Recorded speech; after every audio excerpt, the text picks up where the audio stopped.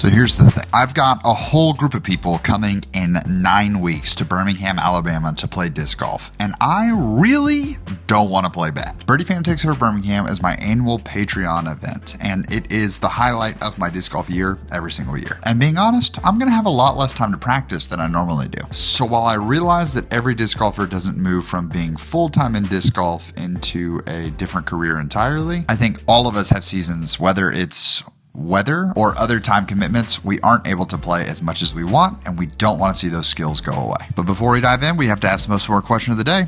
How you doing today, Lucy? You having a good one? So catch me if I fall.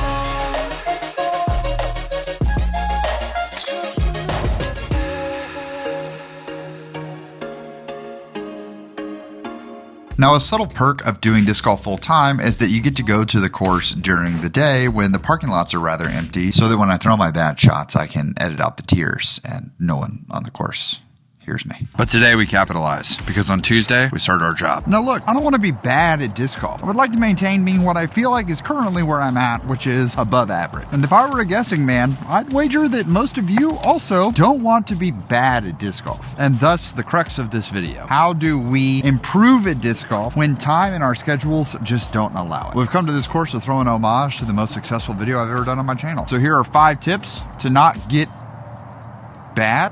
worse at disc golf. Step 1, pretty straightforward, and this is going to be, I think, the most obvious tip of the entire video that has pretty much no nuance to it. Get out and play when you can and when you feel like it. Getting out and playing and throwing shots is going to help us improve and feel better about our game overall. If we just decide that, hey, I don't want to play, because simply taking time off is often going to create some rust in our form. Please don't hit the rocks super hard. I'm small. Never had a chance to get to the rocks. I think there are people who can take time off of the game, come back, and feel like they're playing better than ever before. But I think that is the break helping another side of the game that plagues and hits every player, whether you are new to disc golf or you are a disc golf pro tour winner. Talking about the mental side of things. That's where I think breaks really help the most. Taking that time off lowers that mental drain that comes from maybe underperforming for a certain period of time. And it also helps turn the mind off of form changes. When you return after a break, you're less focused on what your timing should be, and you're just excited to play disc golf again, which could have an effect on your form. And you're going to default into whatever is the most natural and the most used reps. I know I personally fall victim to this pretty much every single winter. I have really poor circulation in my hands, so even getting outside to get reps in my throwing form doesn't really help, because I can't grip the disc, I can't hold on to the disc, and because of that, I struggle to actually get solid reps. So rather than locking in the form changes that I have been working on, my body defaults back to its most natural form of throwing, which doesn't throw very far, is really inefficient, and has quite a few issues. So we're gonna hope in prepping for Birdie Fan that we're able to get some reps in on the weekends and weeknights to not entirely fall apart there. Also, not to be overlooked was the second part of that, which is when you feel like it, but we'll talk about that more on tip 5. The second tip, I'll go ahead and tell you, not as fun, but if the goal is to not get worse, it is to quite simply don't put new discs in your bag. Putting new discs in your bag requires time and effort to learn their nuances, their subtleties. Zone SS I've got a lot of reps on, so I could definitely lean on it, but this pivot, for instance, seemed like a good time, but I only threw it in one video when Prodigy sent it to me. But it seems to be going really well whenever I do actually throw it. But I don't have the time or the reps on that disc, and so there is a very real world that is just going to be an inner core, because I've thrown a lot of those. Now, that's not saying you can't have new discs like the Premium Fossil and the Proto Fossil in your bag. You just have to understand that you're probably not going to throw them as well. I'm gonna set this in the Bermuda Triangle here, because the Zone SS landed back here, straight headwind. There's a storm, bro. The pivot landed over there, and our horrible approach shot with the Fossil doesn't matter, we can putt. But you do have to remind yourself that this is a game, and if putting a bunch of new discs in your bag makes it more fun, the more fun you have, the more likely you are to go out to play and be interested in playing. And we're trying to get better. We're not trying to get so good or focus so much on min-maxing it that we kill our desire to play the hobby overall. We quit and we sell all of our discs and we become pickleballers. That would be tough for your disc golf game. The third tip is the most realistic, and it is to make sure that we are setting proper expectations. I don't want to be a pessimist here and say that you need to lower your expectations, but the reality of our expectations are are that if we're not playing as much as we used to, then we may not be scoring as well as we used to.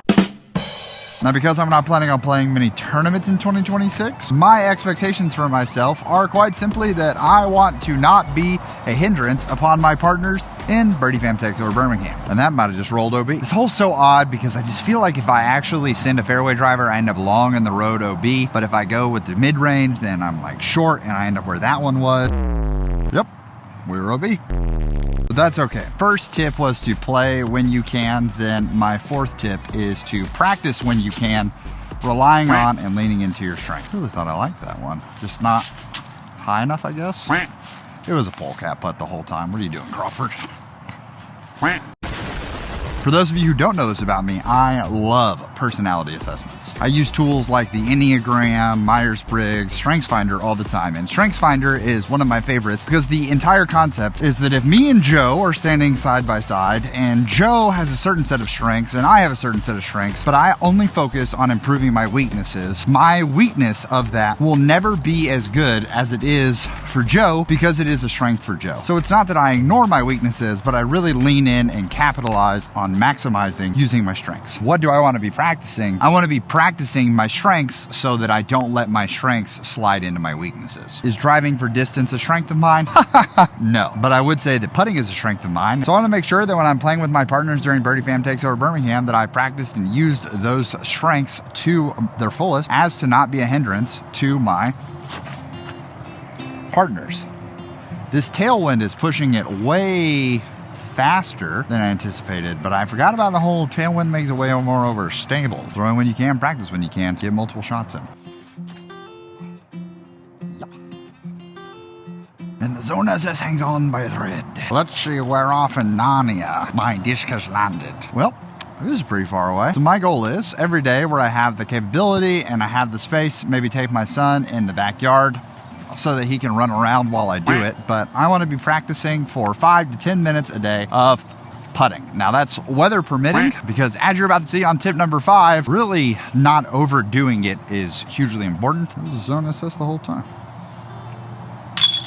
But as a guy who isn't the distance driver guy, I want to make sure that I'm not regressing in my form. So when I have the opportunity, throw in some net sessions, things like that. Obviously, we want to improve. I'm not throwing away the work that we've done with Blitz. And I think that he has a phenomenal video that popped off. If you guys haven't had a chance to see it, this is the thumbnail, is what it looks like. I would definitely recommend getting over there and checking it out. But I did the thing once. I completely overhauled my form. It made me feel so bad about disc golf because I had no idea where the disc was going, where it was coming out in the current phase of life, and not going to have time to sit there and dial in the form and do all of that. So it comes down to exactly that, maintenance. Taking us to the 5th and final tip, keep disc golf in its proper place. If you are someone trying to join the Pro Tour, then you need to be putting in the effort on the rainy days, on the windy days, because on tour, you don't get to say, oh, well, it's a little rough outside, so I think I'll be staying in my van today. nah, dude, you gotta get out there and grind. You gotta get out there and do the thing, bro. But if that's you and you're watching this video, you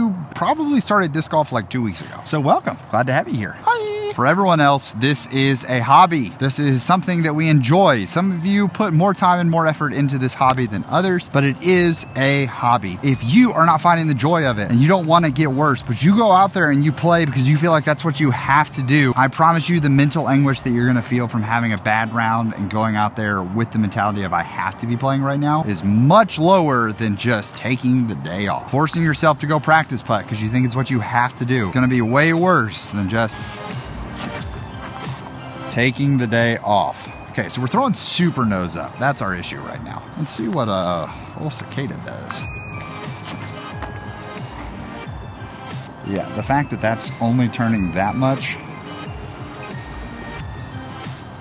I mean, that was a bomb. As Trevor Staub might say, leaner, but it was still nose up. One of the coolest perks of getting to do this full time for the last few years is that as I worked on and improved my own game and I dove through those journeys, it was research to a degree, right? Because I was trying to improve and walk down learning paths so that I could help guide you along them as well. Not to mention, as the final bit of truth, for those of you who may still be watching this video, I can guarantee you that the attitude and spirit when I've gone out on a round where I felt like I had to go play, I had to go practice, that round, that practice did not go according to plan. I didn't come back in a way that made it a better day for my family, a better day for those around me. And maybe this is too feels good of a message, but hey, that's what this little Mr. YouTube man's all about. You may not score as well as you used to. If disc golf in its proper place, I can promise you that in those moments, you're not going to feel like you're worse at disc golf. You're going to have disc golf right where it needs to be. So as always, I want to say thank you so much for watching. I hope you have an amazing rest of your day. If you want to check out the Birdie Fam, it is a community of disc golfers looking to improve one stroke at a time. You could literally join the Birdie Fam 2 days before Birdie Fam Takes Over Birmingham happens and still come join our event. Shout out to our boy Jay, who came last year, and he had been playing disc golf for 6 weeks, and he came all the way down from New England to be a part of Birdie Fam Takes Over Birmingham. Jay, you the man. The community is active and thriving. Realistically, the sponsor of today's video. So the rest of the Birdie Fam, let them know what's up in the comments. Thank you so much for watching. I hope you have an amazing rest of your day. Please make it fantastic for someone else too.